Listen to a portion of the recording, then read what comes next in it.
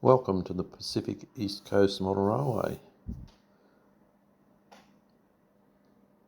It's been 39 degrees centigrade here, or 102 in the old scale, so I decided to stay in and do some little train operation video rather than be outside. The Pacific East Coast Railway is a Australian railway running with second-hand locomotives and rolling stock purchased from America. Here we see Sierra Central RSD2 number 238 arriving at the junction with a short train that needs to be left here. All the wagons in this train are staying at the junction, and the train's been running a bit late, so he's just going to leave the whole 4 wagons in the siding and go back into the yard and pick up a train that the yard foreman has made up for him, ready to go on to the next destination, which will probably be the port. You see that I use a tooth cleaner pixel to uncouple these carriages. 238 is fitted with a digital command control TCS decoder, which includes sounds, so you can hear the engine revving up, the horn blowing. All the engine sounds are automatic. On the control, you can press a button to blow the whistle, or sound the bell. I don't usually use the bell. Also, you can see I use not automatic, but remotely controlled points. You just saw those points move over slowly. I have a variety of point motors. Some are slow motion. That one is called a tortoise slow motion point machine. Some use twin solenoids, one for each direction, and you'll see them in operation a bit later on. The 238 is rolling back into the yard.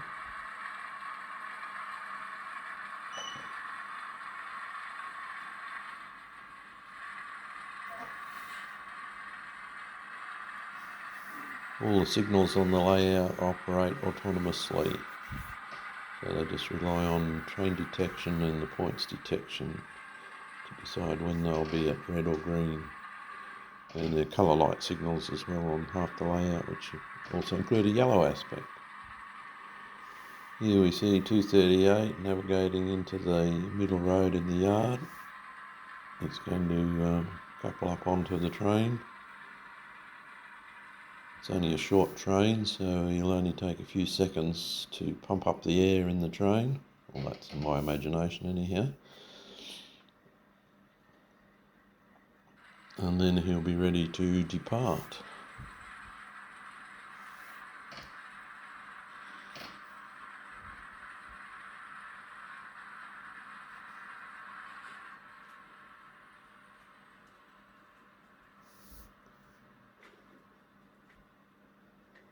Sounds like the air's pumped up and he's ready to leave.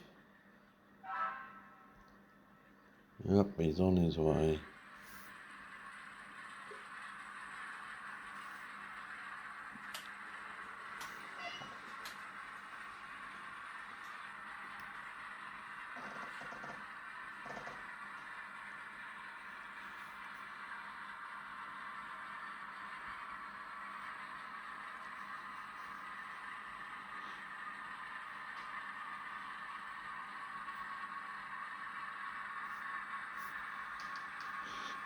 To help make the signalling system work, each of my trains has a carriage at the end, usually a caboose, sometimes a passenger car, and those are fitted with lights, so the train detection system will always detect the front and the back of a train. Well, and 238 is going through the crossovers at the junction, ready to depart for the port.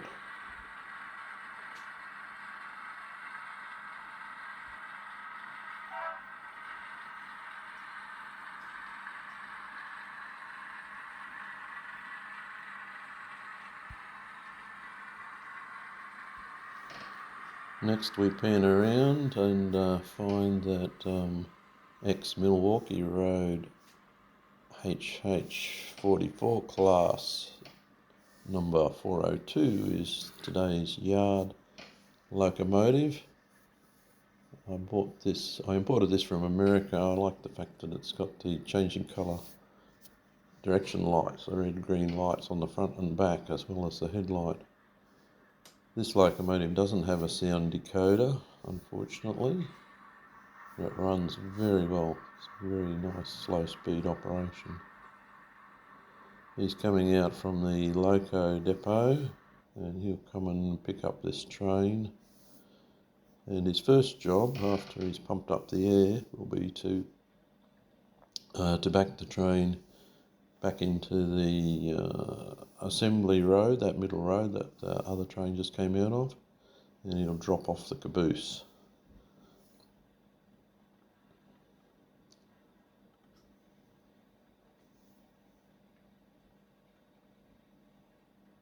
Once again, if you look to the very right of this picture, you can see the points change over using the slow action tortoise motor. There's contacts on these that power the right set of rails and also work in with the signalling system.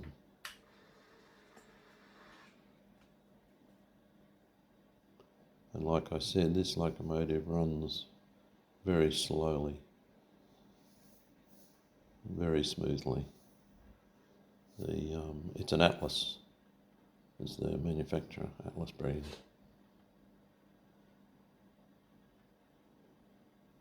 Couples very gingerly up to the tank wagon. It's most unusual to have a tank car next to the locomotive in real railroads. They usually have a buffer car in case of an accident. This must be an empty one.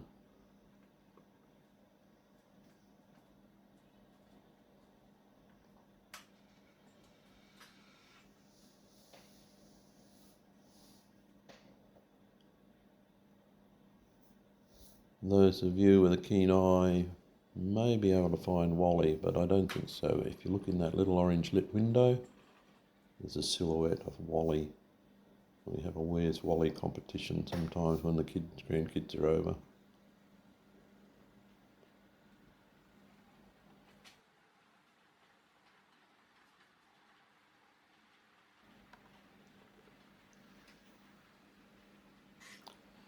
There's a slight mistake here where I ran into the points that were set the wrong way. You can see the control panel down to the left. It shorted out the system and turned the sound back on the locomotive that we first saw, number 238, which you can hear still circling around the layout. The layout's basically just a big circle.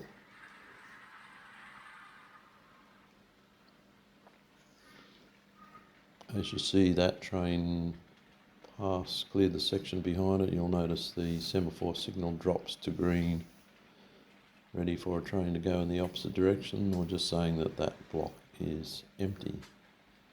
402 is very gingerly backing back this 5-carriage train. As I said, it'll drop the caboose in the middle road down in the yard.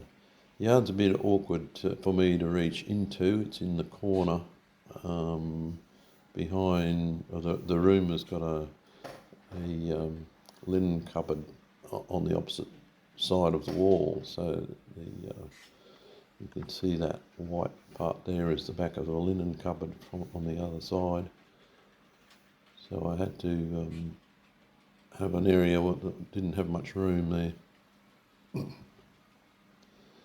Now, I forgot to uncouple it. I'm using the little brush tooth cleaner to preset the couplers, so I can push that caboose all the way back to the end of the yard, and it won't couple up. It's sort of in an uncoupled position, but you can push it backwards, and we can drop that there.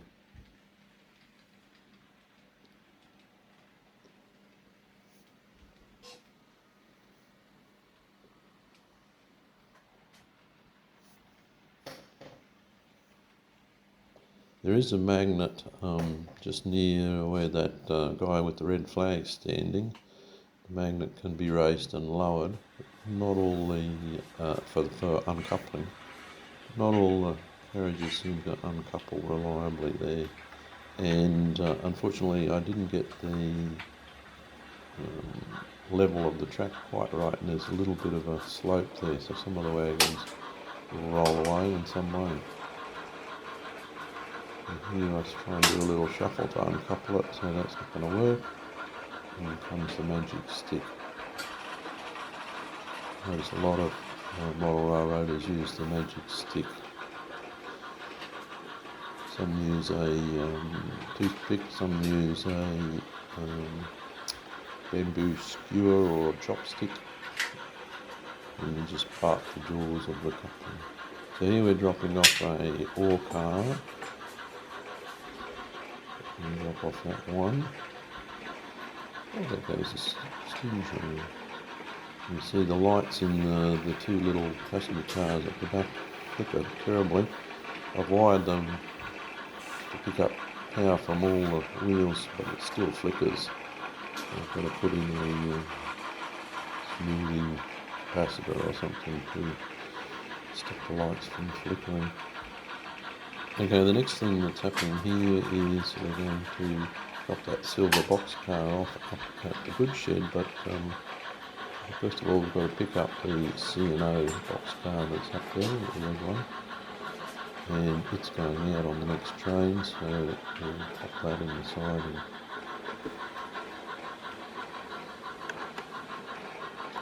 Normally these couple pretty reliably.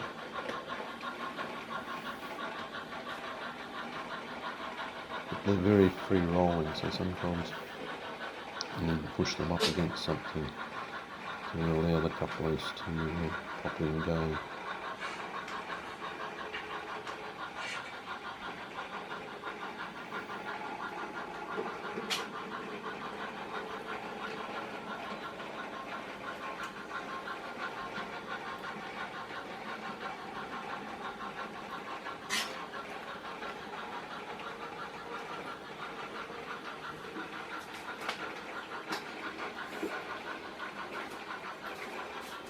Once again, there's a snap switch or a double solenoid that throws those points. I've just got a spring and two electromagnets to throw the points one way then the other.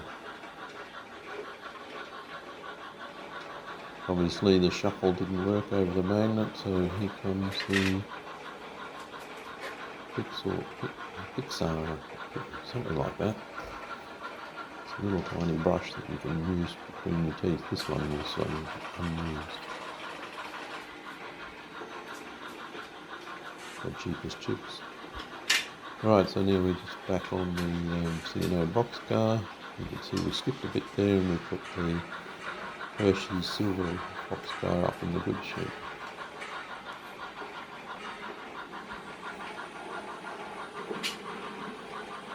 I really enjoy this part of model train operation, is shunting the carriages. The various systems guys use, and you throw a dice.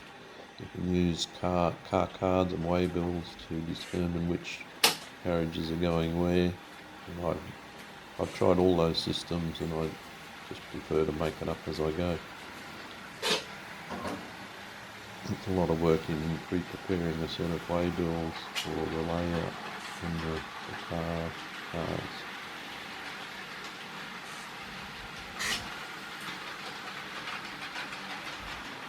Here we go to old 238, still running around. I think I must have pressed the silence button on it this time.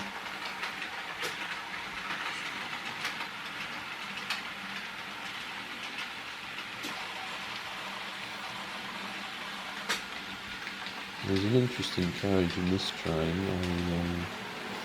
I made up a speedo car. It uses a push bike computer.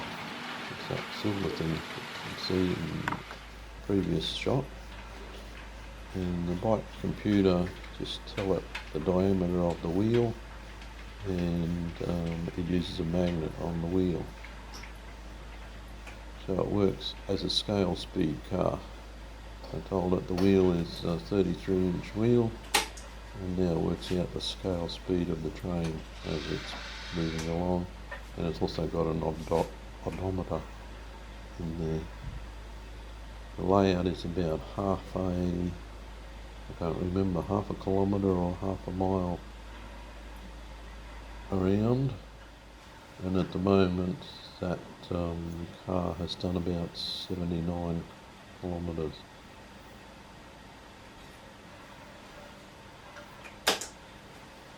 That's scale kilometres, not real kilometres. That's since last time I changed the battery. It just takes a little button battery. And there's a magnet on the axle of one of the wheels that operates something in the computer to tell it that it's doing 9 kilometres an hour, or 6. Yeah, we're leaving this 3-dome tank car in the departure track. The guard didn't want to have that right next to his guard's van, so we put the boxcar in there first. The second tank car, that's going back into the tank car yard. It's a very old one. Got a few of these. There's a limit to how many wagons you can put on the layout at one time without congesting it too much. So I've only got one of them at the moment.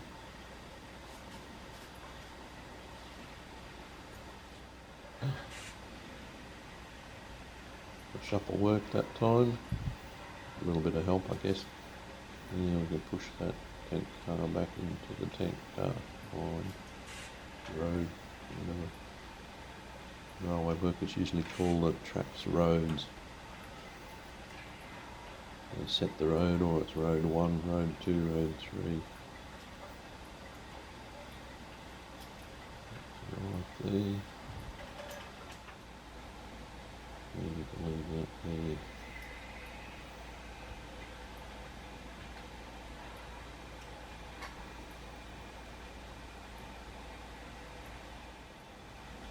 Those of you with a keen eye would have noticed Santa Claus is still around. He must be heading for home by now.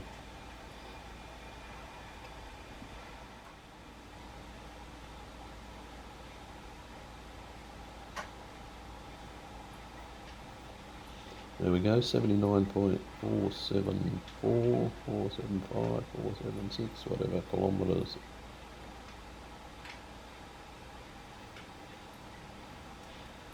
Over in the background is Angela's jewellery shop. Angela's my sister-in-law. She loves making jewellery, so that's her shop. Next door is Darcy's Everything Green shop. Darcy is one of my daughter's best friends, and she loves green, so I made a green shop for her. Next to that, with the double gable roof, is the Junction pub.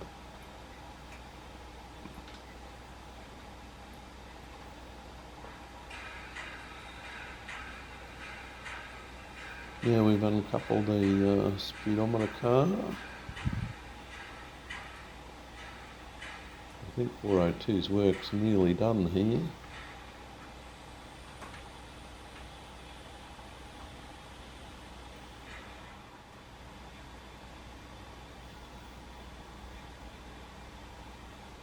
Gorrie and Defeated mineral car. Gorrie and Defeated was a very famous model railway built by a fellow called John Allen in Monterey, California. I've got quite a few wagons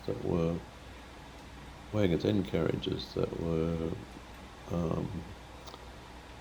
printed with his railway's logo as a tribute to him. He's a great inspiration. He was one of the first model railroaders that started doing scenery, and he had in his basement he had floor-to-ceiling scenery with massive mountains and tunnels and bridges and things. Very influential in my model railroading career.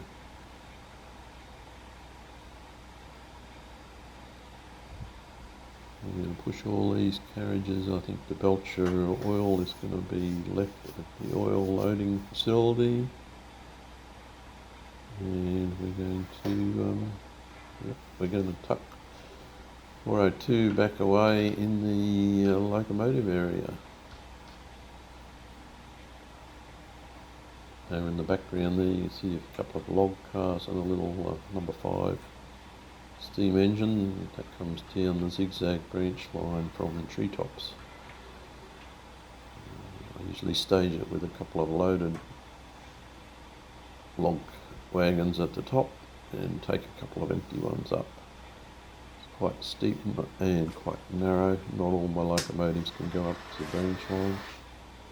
I've done previous videos showing that.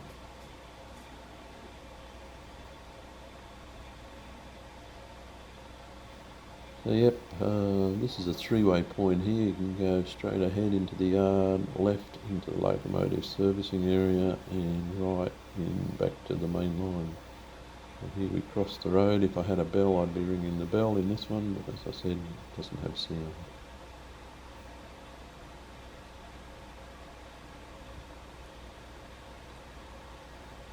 See the tops of quite a few locomotives. I think I've got about, I can't remember, 18 locomotives all up. Not all of them are operational. Most of those have got digital decoders in them, so I can run them on digital. That one in the background doesn't, so it's sitting on its own track. All these ones in the foreground have digital decoders. Most of the steam engines have sound chips in them.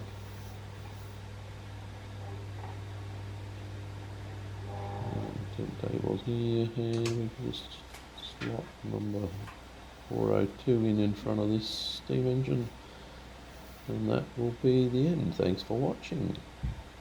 Hope you enjoyed it.